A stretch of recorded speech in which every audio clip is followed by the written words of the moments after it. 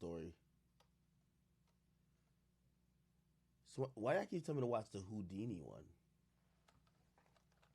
All right, it's the last one I'm gonna watch. Houdini. Let's see.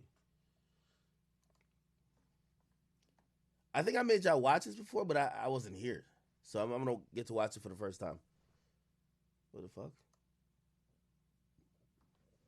Cause the name ringing bells, design of the G, so design of the bell. He was just like my favorite rapper, literally of anyone. He was my favorite. When you really think about it, yeah, most artists do get killed in their home city. And why do you think that is?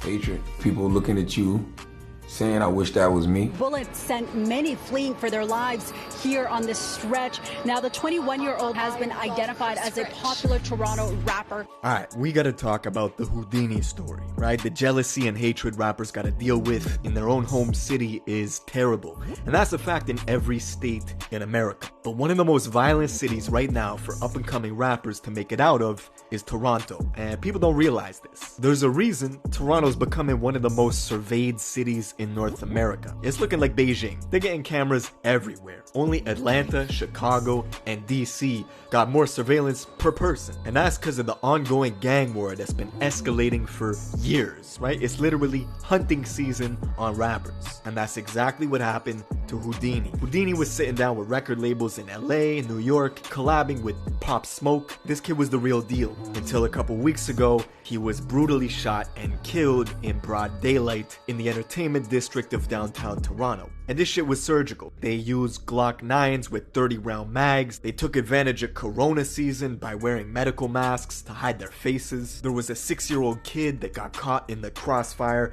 dodging bullets. That has a high capacity magazine. It's a 30-round magazine. And as this unfolds, I want you to pay attention to the little boy that ducks into the vestibule here. The whole thing was nuts, right? And the city is shook right now. Now we're gonna get into all this, but before we do, my song of the day today is none other than Houdini himself. Let's go. Killing money music, that's like VVVV. And that's their direct Driftwood. No, don't watch tires, get a little nigga knocked off for free. Yeah, and please don't mind, I'm too rich for the industry. Alright, in order to understand this story, we gotta focus on one hood in particular in Toronto called Driftwood, or Northside Jane and Finch. And this is where Houdini's from. Now, they're by far the most influential in terms of music in the city, but they're also a notorious Crip faction, right? They beef with pretty much everybody in the city. To the south of them, the south side of Jane and Finch, they bang Blood, and that's their direct rivals. The lowest income neighborhood in the city called Regent also has tension with Driftwood, stemming from rap beefs and rap killings. And another area called Rexdale has been Driftwood's rival for damn near a decade now. So they Yo, this nigga gotta be on the streets, man. This nigga know a lot. Nigga, I've been in Toronto, I don't know this bullshit.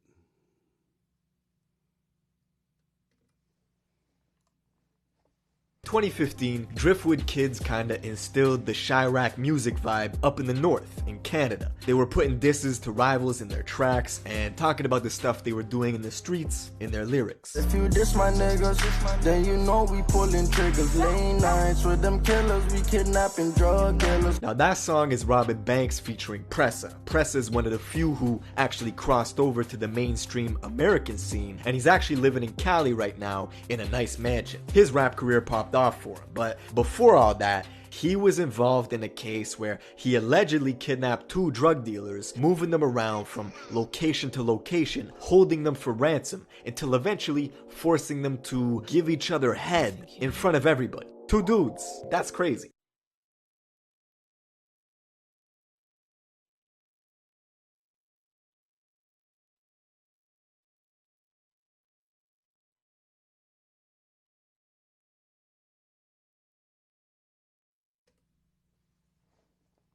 Chat, this true?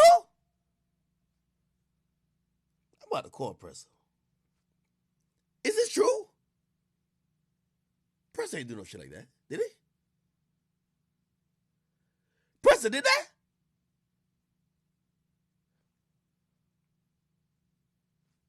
I'm about to DM him.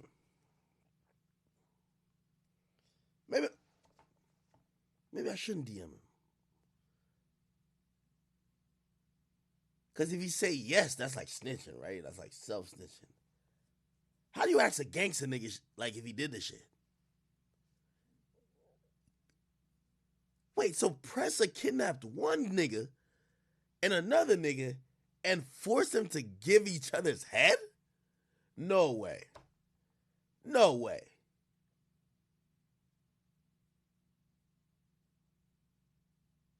Is anybody from Toronto that can vouch for this?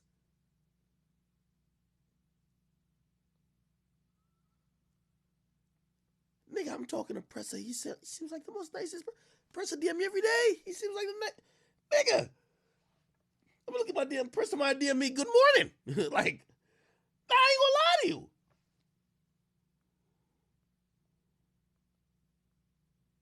Nigga, Pressa he's sweet. Not like he's just a nice guy. Let me see here. He did what?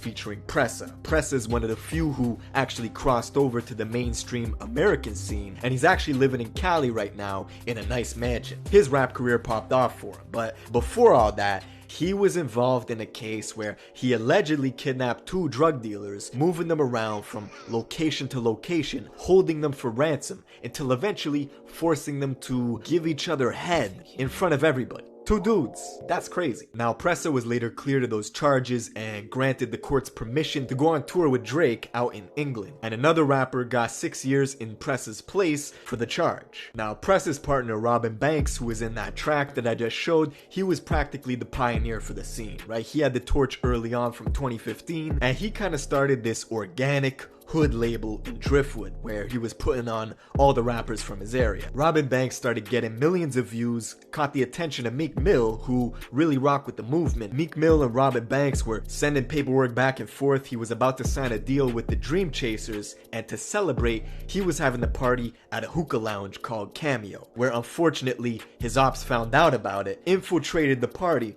and shot him up 9 times, leaving him in critical condition. Just as this man was about to cross over to the US scene, they orchestrated that hit on him. Now thankfully, Robert Banks is alive, but he's paralyzed from the neck down, and his ops were super disrespectful, posting memes of him in a wheelchair and stuff. Now he's still doing his thing, releasing tracks and of course pushing the rappers from Driftwood on his label, but the rivals going after Robert Banks like that really escalated the violence in the city, and it made it kind of a trophy for people to target rappers. This was like the first high-profile assassination attempt on a rapper who was about to cross over. Now the next year, the most influential artist out of the country was Smoke Dogg. Now I'm not from Toronto, you don't gotta be from Toronto to know Smoke Dogg. He was getting co-signed by Drake, doing shows in the UK and the US, and he's from the place called Regent Park. Now this is pretty much the trenches, right? It's the lowest income community in the whole city, but it's not very close to Driftwood, and because of that, they didn't really have too much tension back and forth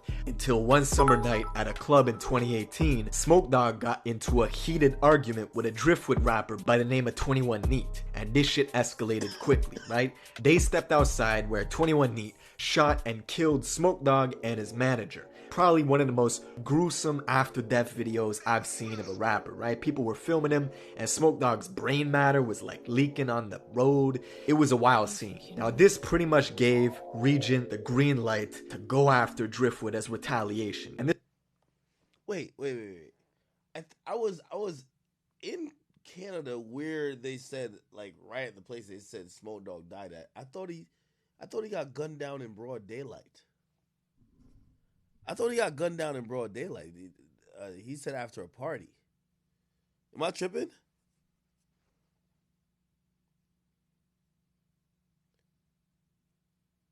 Oh, somebody said it was a day club. So it's a day party. Okay. Rapper by the name of 21 Neat, and this shit escalated quickly, right? They stepped outside where 21 Neat shot and killed Smoke Dogg and his... Wait. Did he just tell us who shot him? Wait, hold up. Write this one down, Chad. What? Wait, hold on. Is this the guy who did this? Wait, no. Is this Smoke? I don't know who's who. Let me just stop. Is the J Neat or the Neat guy, is he locked up? Regent Park. Now this is pretty much the trenches, right? It's the lowest income community in the whole city, but it's not very close to Driftwood, and because of that, they didn't really have too much tension back and forth until one summer night at a club in 2018, Smoke Dogg got into a heated argument with a Driftwood rapper by the name of 21 Neat, and this shit escalated quickly, right? They stepped outside where 21 Neat shot and killed Smoke Dogg and his manager. Probably one of the most gruesome after death videos I've seen of a rapper, right? People were filming him and Smoke Dogg's brain matter was like leaking on the road. It was a wild scene. Now this pretty much gave Regent the green light to go after Driftwood as retaliation. And this created a whole bunch of new problems in the city where two neighborhoods that otherwise didn't have too much tension now had maximum levels of tension. And Driftwood didn't really care, like they were welcoming all smoke. Now the Toronto police didn't arrest the rapper 21 Neat for quite some time. They couldn't find him. There were even rumors that he escaped to Somalia, but he eventually got found out all the way out in the west coast of the country near Vancouver, where he was extradited back to Toronto to stand trial for the murder of Smoke Dogg. Now this is when the story gets wild because 21 Neat has a brother who goes by the name of 22 Neat, right? They're both from Driftwood, they're from the same block as Pressa, Robin Banks, they're all homies, which is why it was weird when everyone found out 5 months ago in December of 2019, 22 Neat killed his own homie and fellow rapper on their label named YS.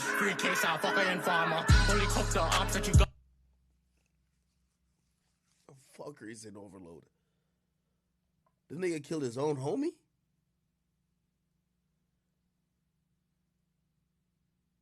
What type of fucking savages are these?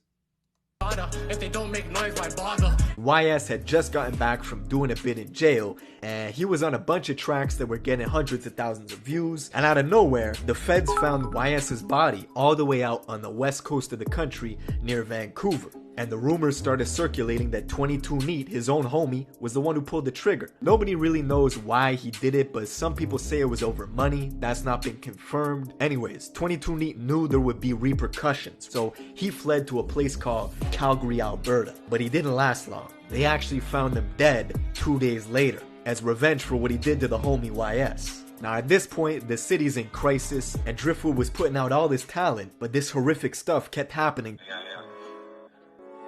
Yeah, 30-30. The next to pop out of the city was this rap duo formed by two brothers from Driftwood known as the Talib Twins. They had this track with 5 million views that was scorching hot in the city and in the US as well, before one of the twins eventually got locked up. So the other twin decided to keep the momentum going and kept releasing these fire tracks under the name the Talib Twin. In February of 2020, the Talib Twin was at a condo party on the 36th. Yo, chat, I'm looking at shit like, yo, imagine a fucking cop looking at shit like, yo, we got the fucking case right here. Look at the evidence. It's all over the fucking place. Second floor of an Airbnb rental when two of his ops infiltrated the party and started opening fire. The Talib twin fired back and managed to kill both of them before he himself died at the scene. And there's a bunch of speculation as to what happened. I mean, you can't make this shit up, right? Like, some people say he tripped and shot himself, but the feds believe he went into another room in the condo and just ended his own life. Like, the story's crazy, and the thing with Driftwood and the politics in the city is they beef with so many places that sometimes it's hard to say who is responsible for targeting them. They got a lot of enemies. And then, of course, at the end of May, the single biggest name out of Toronto who's not Drake or Tory Lanez or The Weeknd was the rapper Houdini. Now, as I said in my intro, this is a kid who is sitting down with record labels in New York and Los Angeles. He was gonna go places.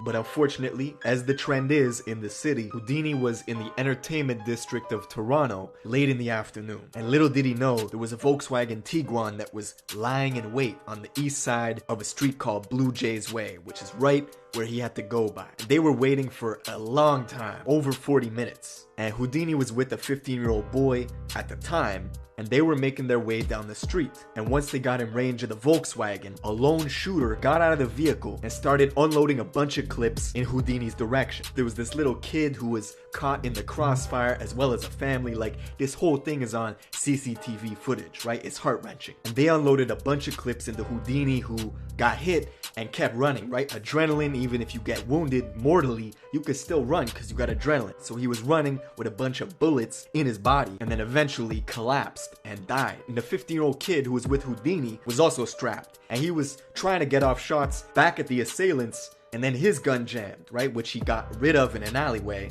and ran away. Now, Meek Mill, Tory Lanez, and a whole bunch of others took to social media to express their condolences as soon as this happened. And you could see just how much the industry was rocking with Houdini. Like, this was a kid who was about to make it. But just look at Toronto. The city is in shambles right now. Like, the retaliation killings have already been ordered. Houdini's own memorial got shot up in this ridiculous video you can see on YouTube. It's like this drive-by style video where out of the darkness, this car pulls up, starts opening fire into a crowd. The whole crowd is strapped up, so they immediately start firing back. But this shit is nuts. I know this happens in the States, it's nothing new, but I'm coining Toronto the city of the fallen rappers because the trend recently of the up-and-coming rappers who are now dead is just unparalleled. Like, you can't compare it. But yeah, man, that's it for this video. Rest in peace to Houdini, gone but not forgotten. Check out his music when you get a chance. And yeah, man, I'll see you in the next one.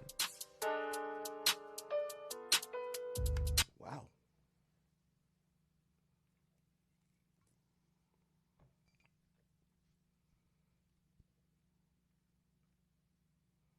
Yeah, I know that shit.